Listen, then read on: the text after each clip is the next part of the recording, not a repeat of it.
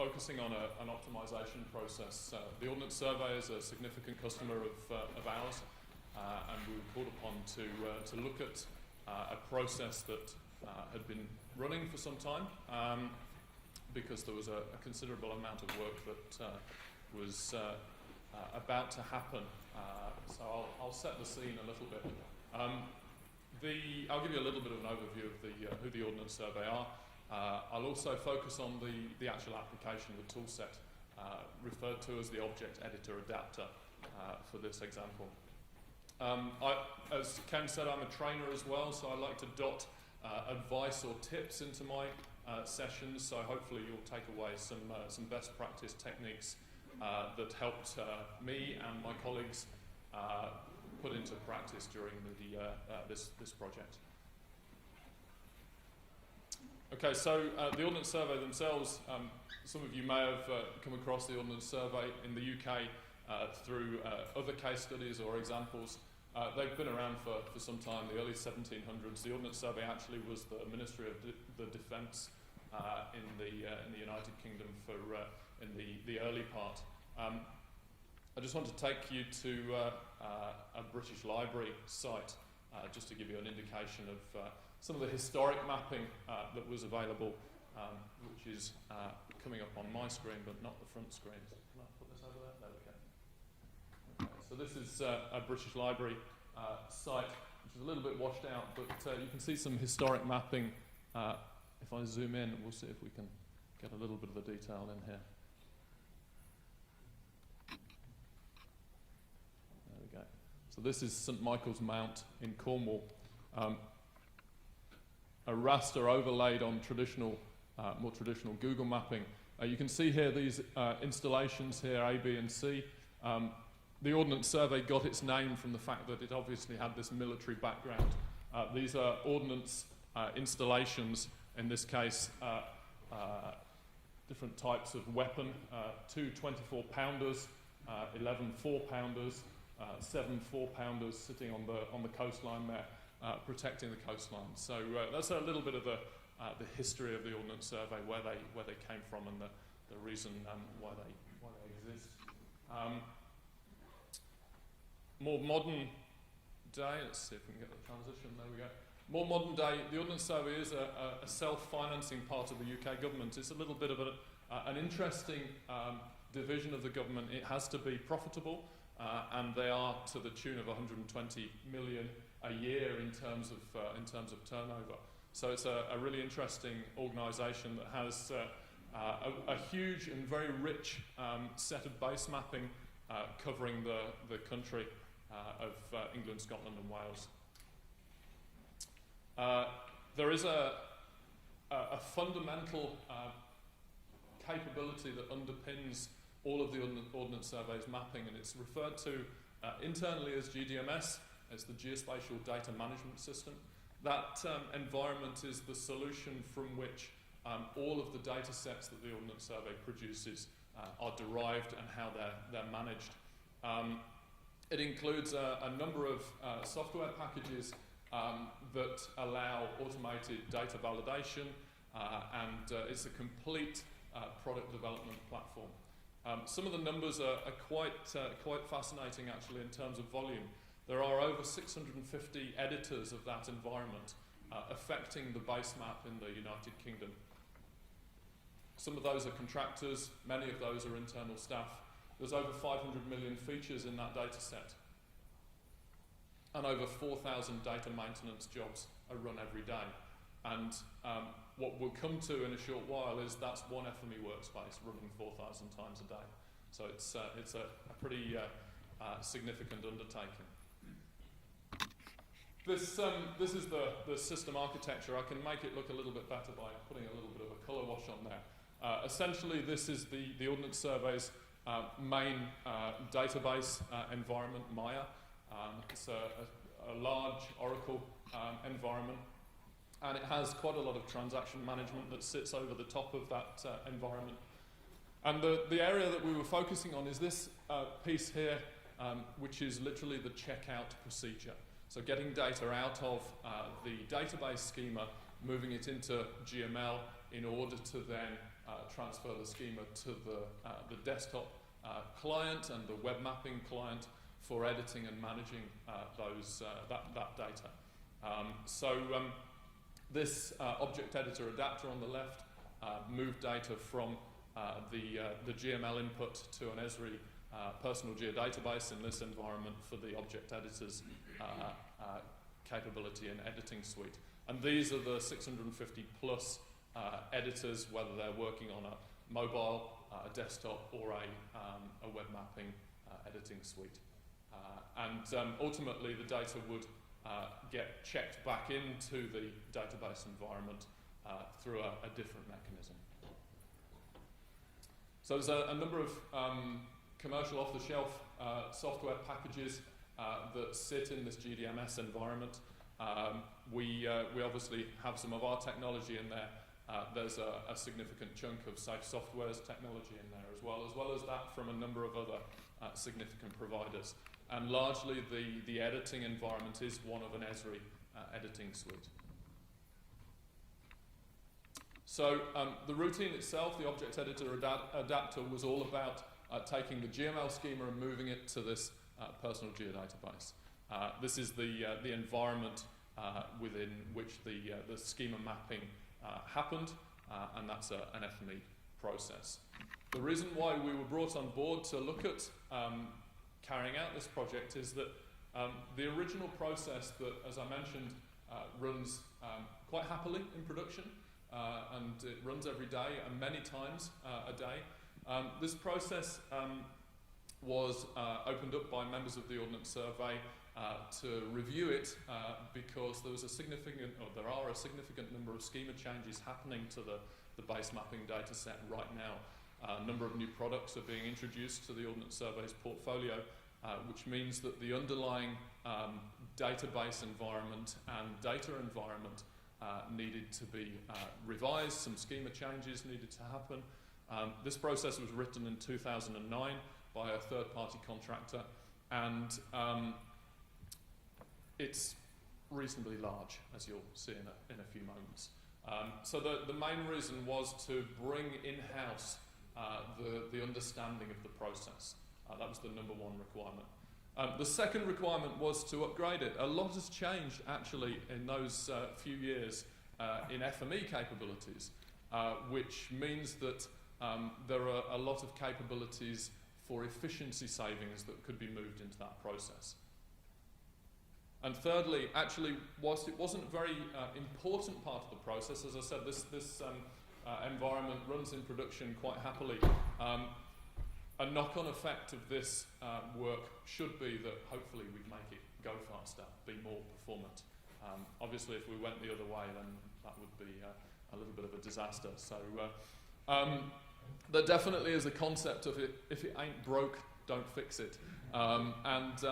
It was quite a nervous undertaking to consider looking at this the first time I opened the workspace. And the reason for it is that that's what it looked like. That's 3 screen grabs stitched together. If any of you have been on an FME training and seen the workspace of horrors, that this was sort of in that category, really. The fascinating things for me as a fairly long time FME user is that I'd never seen a 60 megabyte FMW file before. It took the best part of 3 minutes to open the workspace. The first time I did it, I thought that something horrendous had happened on my machine, but it just hung. So those of you who've used FME in any serious anger will know that you struggle to get a few hundred kilobytes of an FMW file. Essentially, it's a text file. So there was quite a few lines of code, machine code in that workspace, a reasonable number of transformers, and the volume made me a bit nervous. And the one thing that I wanted to do initially was to make sure that I could chart and audit the content of the workflow. So I spent a little bit of time. I realized very quickly that actually I could build a workspace to read the workspace, to tell me what transformers were in the workspace and how many there were. So I put that together and devised a routine to read the FMW file, which is essentially just a text file, pulling out keywords to allocate how many transformers and what types are in there. As you can see, 255 custom transformers, nearly 1,000 in total, 211 attribute renamers, which those of you, again, have used FME for some time will know that if you're hard coding that volume of attribute change into an FME workspace, if someone changes the name or even the case of one attribute, it can be a challenge to then have to go and fish around and find it in a workspace of this kind of size. Workspace search is very helpful to help you pin that down, but still it's a little bit of a challenge. I think still the top spot for number one transformer is the tester, and that's represented by the fact that there were 150 testers in this routine, and lots of work around lists as well. And the first few minutes of looking at this, I really started to get transformer headache. It was transformers everywhere, really. And the fascinating thing was there was hardly any geometric operations in the process. It was all about schema transformation, which meant that you're working with strings and lists and attribute names and case changing and all the things that you don't initially think you buy FME for, but you end up using 90% of the time. So it was a really interesting use case from that perspective. Working with the guys at the Ordnance Survey put me sitting directly with them in the development team, and I learnt about more things around the development environment like Scrum and test harnesses. And a test harness was relatively new to me in an official capacity. I've carried out testing and that kind of thing in the past, but I had a look on Wikipedia for this session to put a description up there. A test harness is essentially an automated test framework. It's a collection of software and a collection of data that allows you to run a single unit, or in this case, FME workspace, in controlled conditions so that you can test the results that it produces for you. Now, the reason we had to build a test harness for this FME process was it runs 4,000 times a day, and it runs in production, and we didn't want to have to break it. That would be another disaster, really. So we put this test harness together, and working with one of the developers at the Ordnance Survey meant that it very quickly became obvious that actually, if we had a piece of the original GML with a few features in it, we could put all the different feature types into a set of GML data that we could use, and we could pass that through. Let's just move this on. We could pass that through the old FME workspace and produce the output. And it became obvious that then we could do the same through the new process and produce some more output. And you might see where this is going, but the test harness was an FME process to test the FME process. So we had another process that was run via a spreadsheet with a workspace runner. So all of the tests that we wanted to run were in the spreadsheet. Reading, defining which files and which workspace and which tests we wanted to iterate through. Tagging yes, no into the spreadsheet depending on the test we wanted to run. We ran them, pulled in the data from the old environment, the new environment, ran them through a change detector and spat out a spreadsheet so that when Andy at the Ordnance Survey had run my new process, run his sample data through my new process, he could send me a spreadsheet that says, Dave, you've broken it, but these are the bits that you need to fix. So it was a really unique working relationship that we had where I could email him and I could get an email back by return to tell me what I'd done wrong, or I sort of dreaded that return email actually. So it was nice to know that we had a nice sort of foolproof method to help us really see the wood for the trees, because we had to do this iterative testing as we built the process from scratch. Some of the things that we started to employ in this process, dynamic schema is a really useful capability. Those of you who've come across the Evangelist articles, it's a little bit difficult for you to see at the back perhaps, but FME Evangelist article number 54 has a really good write-up on dynamic schemas. Dynamic schema is all about the ability for the input and the output to be able to work dynamically, in that the writer doesn't need to know what the schema is of the input at runtime. We were able to employ that process in this workflow. In FME 2009, when this process was built, it didn't really exist properly, dynamic capabilities, so it was something that we could couple into this process. This was just a snippet of the workflow, and this is the kind of thing that we had to contend with, the same data going to different parts of the workflow. Little nodes in here and connection points where the feature went off. In order to work out where this was connected, I literally had to click on a link, zoom out to the full extent, and find the little square in the other part of the workflow to see where it was hooked up to. Hover my cursor over it and get some tooltips back. And we could go from this scenario to this one, and the magic transformer is the feature type extractor, because it literally tags every feature with where it came from.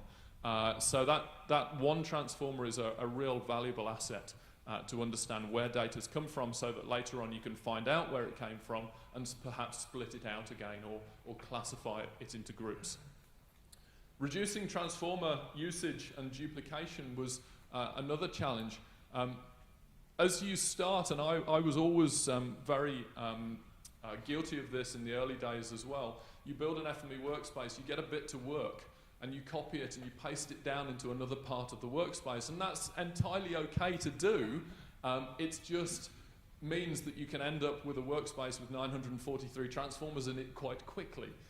So you can see that this workflow is a screen grab of exactly that part, where we're exploding a list, renaming some attributes and creating an attribute. And the only bit of this that's unique is that we're creating an attribute in here with a different attribute for each workflow. But this section here is a constant. It's the same in all three streams. So using that dynamic option that we saw a moment ago, we can help by forcing features down one pipeline through individual transformers. And in this case, like operations can be carried out on individual features. So there was an attribute that featured on quite a lot of the feature classes, the feature types, called level, to indicate the height of a feature, whether it was above ground, on the surface, or below ground. And there were 21 case changer transformers dotted around the workspace that all uppercase the level attribute. Well, if you can pass all those features through one pipeline, you only need one of those transformers to do that job. And there was a lot of that kind of capability in the workflow that we could put in place. Simple things as well. The person who put this together clearly liked Python. And that, whilst Python is an incredibly powerful capability, it's important to consider using external tool sets wisely, because it is essentially a dependency, and changes in Python capabilities over the years has meant that some workspaces have a dependency on the libraries that are being used. And I wanted to make sure that this workspace had as few opportunities to break in the future as possible. So simple things that were put in place, 69 custom transformers with a bit of Python, took that date, which as you can see is the year hyphen month hyphen day, and removed the hyphens. And there's a single transformer called a string replacer that can be used to do that. So if FME's got that capability, then you may as well use that. It seems like a simple thing, but certainly when you're a developer coming up building a workspace, you'll use the language and the capability that you're familiar with. So it's fine to do, but there are more dedicated ways in this capability. So this kind of workflow, where you can see the three incoming feature types, with each feature having areas being built and calculated, can, using that dynamic reader, be forced down this pipeline, have their layer name tagged onto them using the feature type extractor, and then they can ultimately be split out using perhaps a feature type filter or an attribute filter later on in the workflow to then go to the target format and the right feature class. Custom transformers, well, you saw originally that there was about 255 of these things dotted around, and when I dug into them in a little bit more detail, it turned out that they were largely the same transformer that had been slightly adapted each time. and it was all around lists. If you haven't come across a custom transformer before, they look green or cyan in colour, and they're essentially a container for other transformers. It's like having another workspace embedded inside your workspace. You can use them to tidy up a workflow, but more importantly, to share with other individuals in your organisation. You can export them as an FMX file and allow you to share them.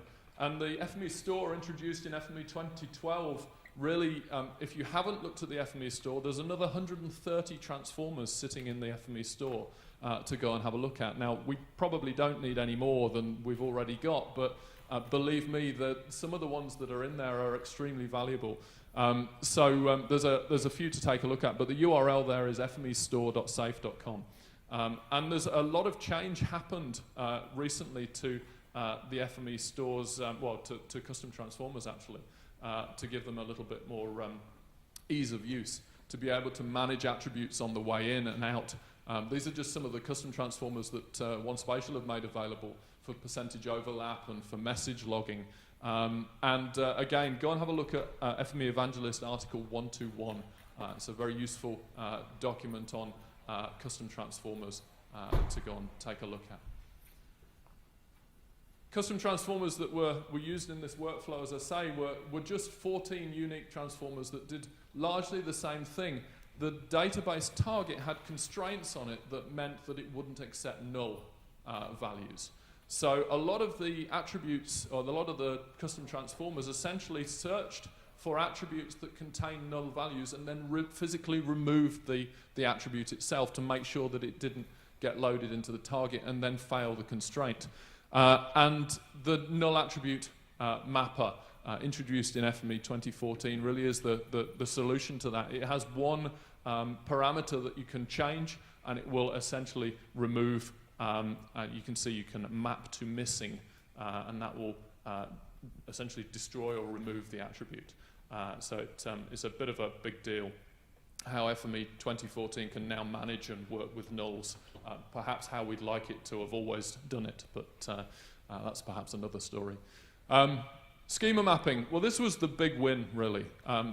211 attribute renamers with hard-coded attribute names, mapping from one attribute to another.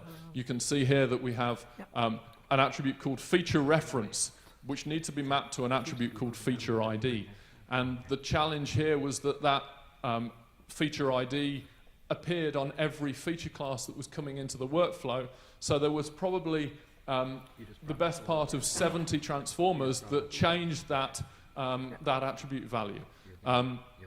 Now, I wanted to give the Ordnance Survey the ability for a non-FME person, the ability to actually change the attribute without having to dig into a large FME workspace. So in that case, we could move the attribute mapping out to a spreadsheet. In this case, we built them a spreadsheet or a CSV that allowed them to map all the attribute changes, and the Schema Mapper could then externally link out to that, and whenever there was a change implemented to the schema, somebody just edited the CSV and the workspace just picked up that change without having to make any edits specifically to it. Documentation. If there's one thing you take away from this, it's that you should document your workflows. Actually, the most important thing is you should document why you're doing something. Not what you're doing, why you're doing it. Because even when you look at it in 2 weeks' time, you'll wonder what the hell you were doing. So it's very useful to go and dig in. I think one thing that Andy didn't appreciate was I used the Ordnance Survey's colours to document my bookmarks. But it was something that I didn't point out to him because I think he would have thought I was even more of a geek than I actually am. So there's lots of abilities now with 2014 to put really useful documentation, tables, hyperlinks into your workflows.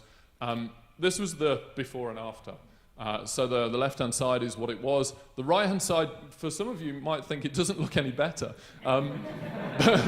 Believe me, when you're staring at that thing for quite a long time, it really was. Probably the biggest disappointment for me was the discovery towards the end of the project was that we couldn't actually deploy dynamic capabilities on the writer, because the template we were using was a little bit unclean and a little bit challenging, and that essentially turned out to be a new project to go and revise the template that we were using to create that personal geodatabase. But it essentially is bookmarked as a next step in that workflow. So we could have that before and after. Just to give you some stats, time to open on a local machine, a couple of minutes to open it up, just over 2 minutes. So we lost about 31 seconds on the performance of opening this workflow. Given that this is an FME server process running 4,000 times a day, the fact that it was taking 3 minutes to open the process was a big part of the load, given that actually some extracts were only taking a couple of minutes each. So, 50% of the time is about opening the workflow. So we wanted to try and reduce that. The file size dropped considerably to about 13 meg. That equated into machine lines of code, so about a quarter of the size of the workflow. I was very proud that I reduced the transformers to 336. The reason why I wrote that workspace initially was so that I could run it at the end of the project and say, look, it's smaller, there's fewer transformers. So that bit of effort was really the most important thing for me to see that change. And thank God the performance of the process did get better. So we had to really make sure that that was the case on the runs. Because of this fact that it is running so many times, it needed to be a really robust process. So it was quite a unique project for me, really, to take somebody else's enormous workspace and completely rewrite it. Normally I build something up from scratch myself. It was an interesting insight into looking into somebody else's mind, and I picked up some tips from that workflow as well, but it was all about really deploying some of the new things in FME and a little bit of logic around the optimization. So I'd like to thank you all very much.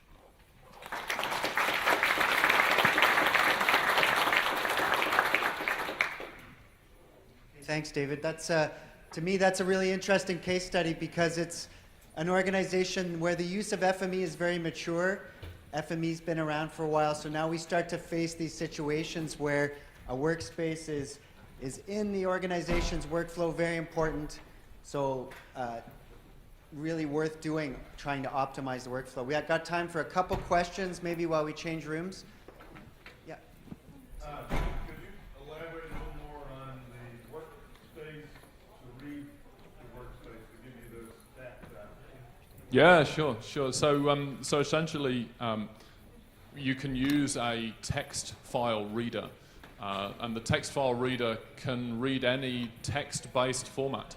So essentially, rather than reading in a .txt, you just swap the file extension to a .fmw, and you can consume it in, and then essentially you just yeah, that's right. Yeah. The main thing is that you make sure that there's a parameter on the text reader that allows you to read it line by line. And then every line that comes in essentially is a feature. The other option is that you can read it as one big blob that you can then parse. But essentially a string searcher, I think, is pretty much all I used, really, because then you can aggregate using the keywords that you're looking for. So you need to go and have a look at what the tags are. But it's a relatively simple process to do. One more here for that. Yeah, you already mentioned about you make few changes to replace Python code with transformers. Yes. So based on your experience, what are scenarios where Python is really needed? To me, from my personal experience, we can use everything without having to run Python. It's a good point, actually, and Jeff from Luxembourg, I think. I saw one of long-time users of FME a few years ago tweeted that if you know FME and you know Python, you don't need to know anything else. And I think that summed it up to me, actually. I'm not a Python person.